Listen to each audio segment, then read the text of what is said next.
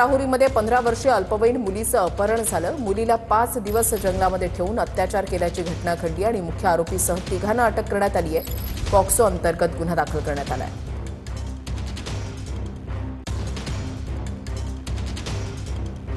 13 February रोजी राहुरीमध्ये 15 वर्षीय मुलीचं अपहरण झालं।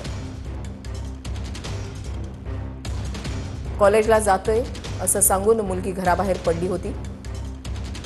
मुलीला 5 दिवस जंगलामध्ये ठेवून तिच्यावर अत्याचार करण्यात आले। नाशिकच्या सुरत रोडजवळ रामशेज किल्ला परिसरातून मुलीची सुटका करण्यात आली।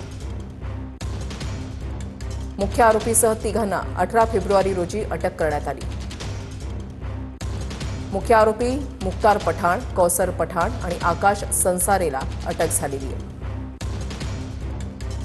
तिघांच्या विरोधात पॉक्सो कायद्याअंतर्गत गुन्हा दाखल करण्यात आला आहे।